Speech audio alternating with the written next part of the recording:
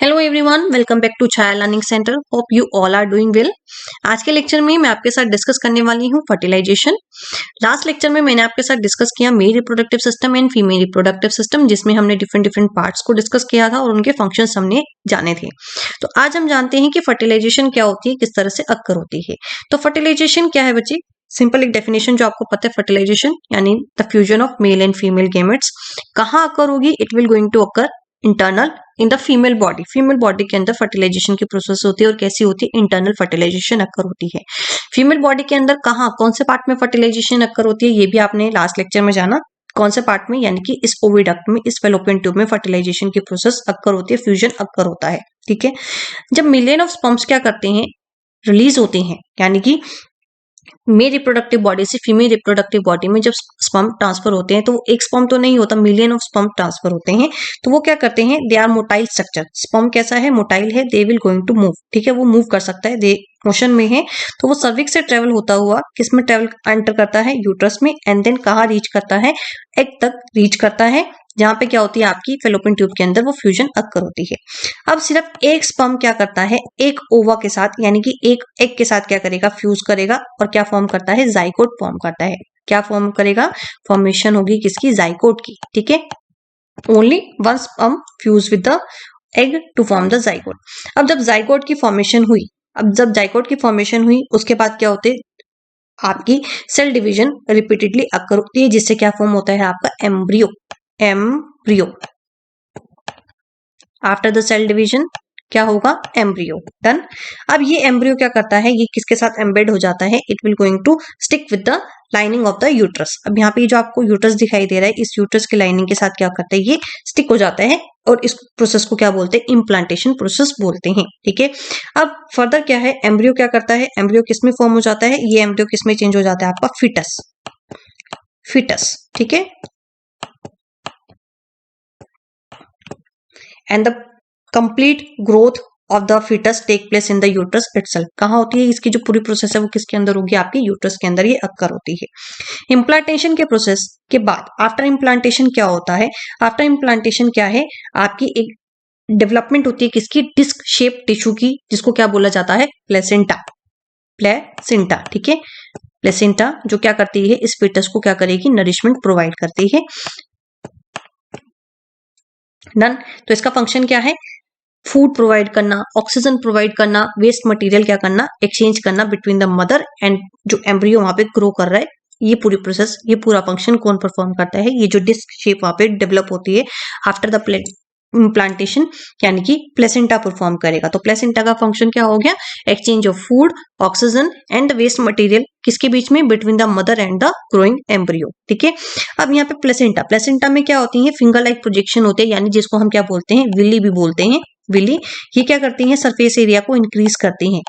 किसके लिए? क्या होनी है? मटेरियल एक्सचेंज होने किस किस के बीच में? मदर के बीच में और डेवलपिंग एम्ब्रियो के बीच में। अब यहाँ पे जो यूट्रस के अंदर जो एम्ब्रियो डेवलप हो रहा है, जो फिटस है, ठीक है, उसमें जो मटेरियल एक्सचेंज होना है, जो फूड एक्सचेंज होना है, ऑक्सीजन एक्सचेंज होनी है, वेस्ट मटेरियल एक्सचेंज होना है, तो वो किसके थ्रू होगा? इस प्लेसेंटा के थ्रू होगा। क्यों होगा? क्योंकि यहाँ पे क्या प्रेजेंट है? आपकी फिंगर लाइक प्रोजेक्शन, यानी कि विली प्रेजेंट है। विली क्या करती है? सरफेस एरिया को बढ़ा देती है, इंक्रीज करेगी for the exchange of the material. Done. तो इस तरह से आपको जो पूरा आपने इसमें जाना कि जाइगोट फॉर्मेशन किस तरह से हो रही है, फिर जाइगोट किस तरह से आपका फिटस में चेंज हो रहा है, किस तरह से जो फिटस है उसको नरिशमेंट किस तरह से प्रोवाइड होता है। ठीक है। तो आपने यहाँ पे प्लेसेंटा का फंक्शन जाना। नेक्स्ट अब हम बात करने वाले हैं अब यहाँ पे जब एग फर्टिलाइज हो गया, यानी जब फ्यूजन अक्कर हुई, एग फर्टिलाइज हो गया, तो वो किस में डेवलप हो गया? एक जाइगोट बन गया और वहां पे क्या डेवलप हुआ? एक फिटस डेवलप हुआ। अब अगर ये एग क्या हो? फर्टिलाइज ही ना हो, अगर ये एग ही फर्टिलाइज ना होगा, तो वहां पे वो जो लाइनिंग के साथ, यूट्रस की लाइनिंग के साथ क्या हुआ था? एम्बेड हुआ, तो वो नहीं होगा। यानी जो एग है वो फर्टिलाइज नहीं हुआ, तो वो लाइव ही नहीं करेगा। और वो लाइनिंग क्या करती है? वो धीरे धीरे से जो यूट्रस की लाइनिंग है वो ब्रेक होना स्टार्ट हो जाती है and it will come out of the vagina. वो वेजाइना से बाहर आ जाती है, किसकी फॉर्म में? ब्लड और म्यूकस की फॉर्म में, जिसको क्या बोला जाता है? मेंसुरेशन बोला जाता है। ठीक है। तो फीमेल बॉडी के अंदर अब इस ऑलरेडी मैं आपको बता चुकी हूँ, thousands of immature egg present होते हैं। प्यूबर्टी के टाइम पे वो एग मेच्योर होते हैं। तो फीमेल क्या प्रोड्यूस करती है? जो फीमेल की जो ओवरी है वो एग प्रोड्यूस करती हैं।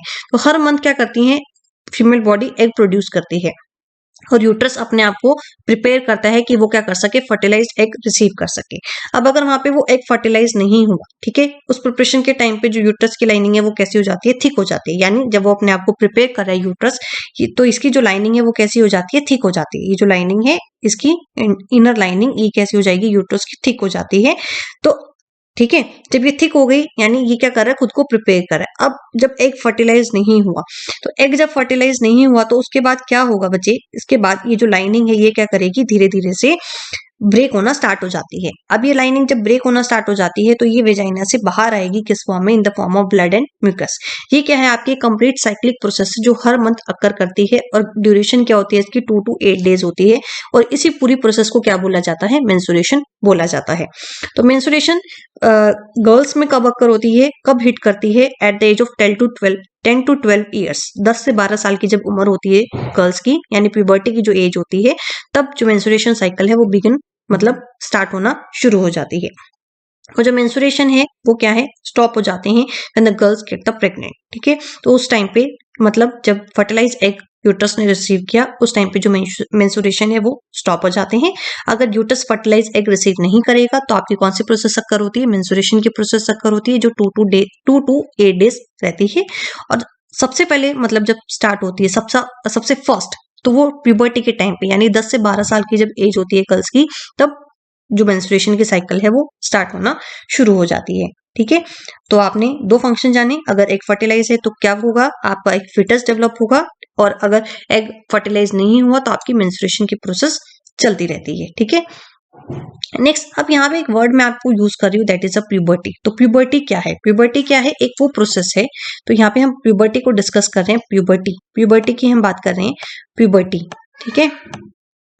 तो प्यूबर्टी क्या है बच्चे, एक फिजिकल चेंजेस हैं जो क्या करते हैं, इस प्रोसेस के थ्रू अक्कर होते हैं। यानी जो चाइल्ड की बॉडी है वो मेच्योर हो जाती है एक एडल्ट बॉडी के अंदर, and the body is capable of sexual reproduction, ठीक है। अब इस एज में क्या होते हैं, सेक्स हार्मोन यानी कि गेमेट्स प्रोड्यूस होना स्टार्ट हो जाते हैं, फीमेल बॉडी के अंदर भी और मेल बॉडी के अंदर भी, यानी सेक्सुअल मैच्योरेशन बॉडी अटेन कर लेती है। और इसी एज को क्या बोला जाता है, प्यूबर्टी एज भी बोला जाता है। इस एज के अंदर बहुत सारे चेंजेस अक्कर होते हैं in boys as well as in girls,